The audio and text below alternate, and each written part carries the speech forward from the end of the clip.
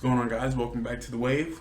As you know, with Oklahoma City finishing out their Game 7, that is the conclusion of the 2025 NBA Round 2, the conference semifinals, and we have a matchup of the Oklahoma City Thunder and Oklahoma City Thunder and Minnesota Timberwolves out west, and a Pacers Knicks series out east.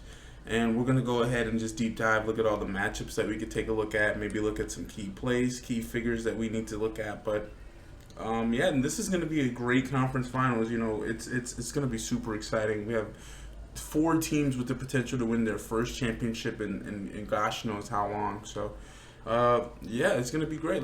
We'll go ahead and jump right into it. Let's go ahead and jump in with the Pacers Knicks. I'll start out east. So we have a 3-4 matchup with the Knicks and Pacers. Two teams that I honestly slept on coming into this postseason. I honestly slept on the Knicks in the sense that I knew that they were going to be competing. They had Karl Anthony Towns, OG. They had the same roster from last year, which was they were giving teams in the Eastern Conference a hard time. And in my opinion, I felt like they upgraded their forward position. But you know, that's honestly an argument that we can make because we have the team that they swapped their then forward Julius Randle for, they're in the conference finals as well, and they have a potential to match up in the finals. So it's like maybe we can't say that trade was lopsided. It was definitely good for both teams, but it was just different personnel that made this thing happen. Again, New York, they're definitely competitive and they can ball with good teams. And there's a few things that I think might come into consideration when we have to look at this series. Number one, we have to look at the actual depth of the Pacers. Now, they don't have depth in the sense that their roster is stacked with dudes that are like bona fide all-stars and stuff. But what I will say is that team is stacked with guys that like to play together. They play well. They make shots. Everybody has their kind of touch. You know what I mean? Like Miles Turner, he'll get his touch when it's time for him to get his touch. But then when Pascal Siakam, it's time for him to take his shots, he'll take his shots. And Halliburton, he just seems to be like the real floor general of everything. His playing style is really low maintenance. So it's like he's not like jump in and trying to dunk every play and like trying to finish over guys. Like he's a pass first. He'll hit a shot. His form is a little unorthodox, but hey, like it's money. And yeah. Now at the same time, we got to go ahead and look at the Knicks. The Knicks have a good roster, and I think their roster is really well kept for this. Again, we got to look back to the previous year. I forget if it was it was not the conference finals because they as in Indiana had to play Boston, who went on to be the eventual champions. And we got to go ahead and take a look here. We have the Knicks. If injuries don't bother them this series, that's in the favor of the Knicks. I feel like they have a lot more talent. But it's just the Pacers, the coaching. Rick Carlisle versus Tom Thibodeau is going to be one for the ages. Tom Thibodeau is more of he seems very aggressive. He wants his players to run 40 minutes even if they're winning by 30. We saw that in the Game 6 against the Boston Celtics.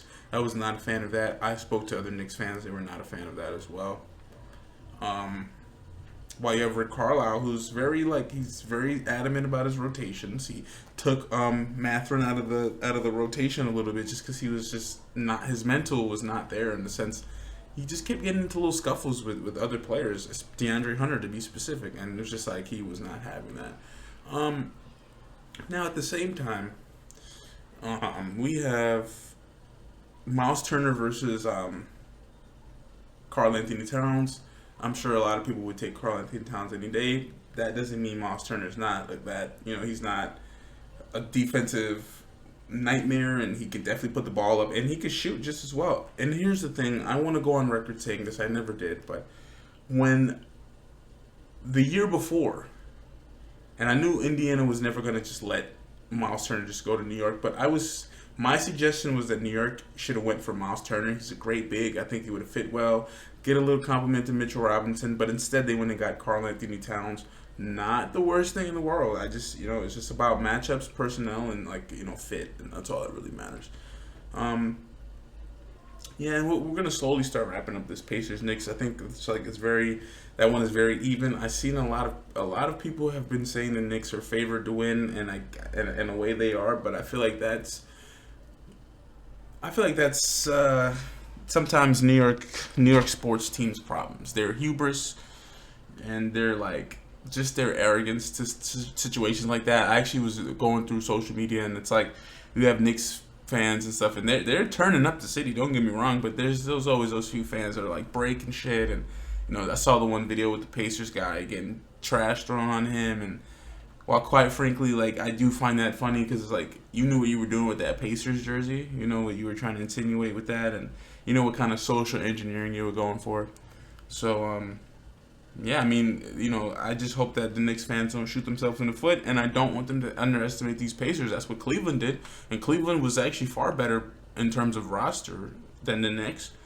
But Indiana, they came through, and again, you can blame injuries, blah blah blah blah. But Indiana's a formidable foe. So, again, here's my official take. I'm going Knicks in 7.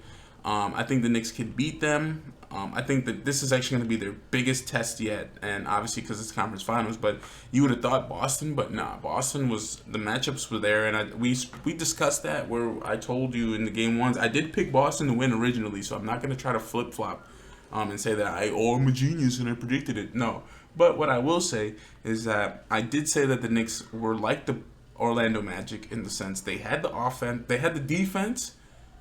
Not as good, but it wasn't as bad, and they had the offense 10 times better. So that was a formula for success, and the cards went in their favor, and it just didn't go in Boston's, and it works out. So, that same logic and approach is like we can use that for the Pacers, but the Pacers roster is definitely better than that. So, again, I have Knicks in 7. I think the Pacers will push the Knicks far beyond just because of the depth of that team and just their style and how they run 5 guys, and 5 guys are going to score 20, and the Knicks were doing that, and that's where they got their success against Boston. So let's see if they can find a way to counterbalance that.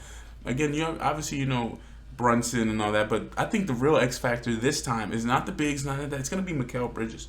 It's going to be Mikal Bridges and Pascal Siakam. That position, that forward, that three tweener, 2, 3, 4, the guy that can guard 2, 3, 4, and the top they can guard the perimeter and stuff like that, but they got to score.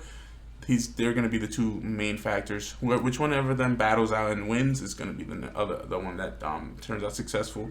And I think OG Anunoby as well might actually raise that ceiling, that Knicks floor. I see Josh Hart, he's doing his thing, but it's going to be a little bit different. They rebound the ball really well. So we'll go ahead and see. Again, I have the Knicks in 7. Please feel free to let me know what you think in the comments. But that's my take, and we're gonna go on record with that. So let's go ahead and jump into the next one. All right, and for the final matchup, we have Oklahoma City, the number 1 seed, versus Minnesota, the Timberwolves. Let's go ahead and get started. Now, isn't it quite funny that these two teams are like, I don't want to say similar. I don't like that word.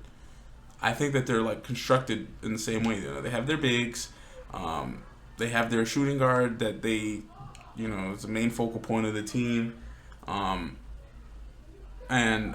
Minnesota's a good team, let's go ahead and have an honest, real conversation.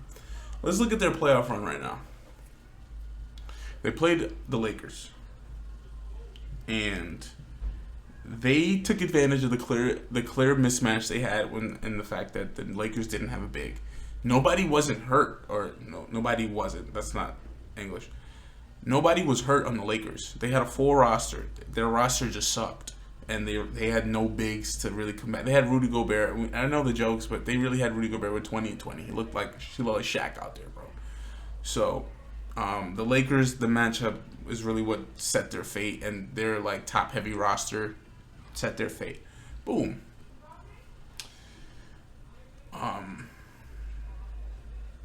Then they played the Warriors, and I'm gonna give them the credit for the win because they beat them, but they beat them without Steph. They literally the 4 games that they did that Steph didn't play, it was the games that they won.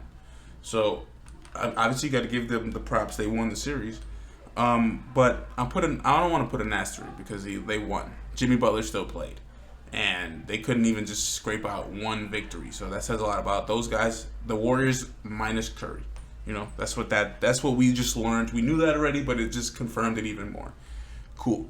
So Minnesota's run has been rather, I don't want to say uncontested, but they've won both series in 5 games. So they've played 10 games. Oklahoma City, they 1-4 and then they 1-7. I think in terms of matchups, I think obviously the bigs. I think Chet Holmgren is gonna have his best series up to date. I think because obviously he has Rudy Gobert and he's the main focal point on defense. But you can key in on things like that. You can key in on players like that. And if Chet can just get 15 to 20 and have Shea have 30, or he normally goes for 25 to 30 points a night. That's a recipe to win. I mean. And then again, that Oklahoma City, from what I saw, they just are defensive nightmares, and Minnesota is as well. But I don't like to let that 6 seed really fool me. I know that team is very, very is deep. They're just a deep roster. And that Western Conference that year was just like the craziest battle. Like teams were above 500, not even in a play-in tournament. So it really does say a lot about that. Again, Shea against Anthony Edwards. I really want to go Anthony Edwards because he just has that. But this is not about players; it's about the teams. And Oklahoma City just seems a lot deeper than this Timberwolves team. Not counting the Timberwolves out, but I see Oklahoma City. This is going to be the bigs. When with Jokic, he showed the bigs were going to be an issue for Oklahoma City, and I don't see Rudy Gobert being an offensive problem. Naz Reid, he's containable. Julius Randle, he's been having his best playoff run in his career. So we'll see what he does. He's my X factor for the Timberwolves, and my X factor for the Oklahoma City Thunder. Like I said, is Chet. I think he's going to be the key guy. But if Oklahoma City plays the defense and runs the ball like how they've been playing the last 2 weeks, 3 weeks. Not even maybe more, over a month into the playoffs now. So they're my favorite. I see them winning in 6. I'm taking Oklahoma City in 6. And Timberwolves, they're good. I just think their playoff success this year is a little bit leaves a lot to be desired in my opinion. Yeah, they won in 5, but those were not convincing 5s. Maybe 2 of those Warriors wins were convincing, but definitely 2 of those lost wins that they had against the Warriors were like. Not so much that the Warriors sucked. The Timberwolves weren't bad, but the Warriors just no offense. They shot the lowest 3-point percentage I've ever seen that team shoot in history. Not history. I'm obviously exaggerating, but shot the lowest I've seen in their in that Curry Golden State era. So anyway, back to the lineup and matchups at hand. Let's go ahead and just summarize really fast. I have Oklahoma City in 6, and I have the Knicks in 7. And I see Oklahoma City versus the Knicks in the playoffs and in the finals. And we're going to find out before June 5th. But, June 5th, we're going to be there covering every single game. And it's going to be exhilarating. And I want to thank you guys so much for watching me on this episode of The Wave. And just walking through with my my conference finals predictions. But it's been an electric playoff series. I've enjoyed every single game. And we're just happy to be covering it. Like I said again, I want to thank you guys so much for watching. I want to hear your takes. Leave your comments down below. I want to know what you think about these series. Did you predict that these were going to happen? What was your original take? And if so, if you thought this, did you put any money on it? If you did, you're probably a millionaire by now. But anyway, I want to thank you guys so much for watching, and I'll see you guys on the next one. Peace out, ciao. Our next one is going to be a finals conversation. It's going to be a deep dive, but I'll see you guys in the next one. Peace out.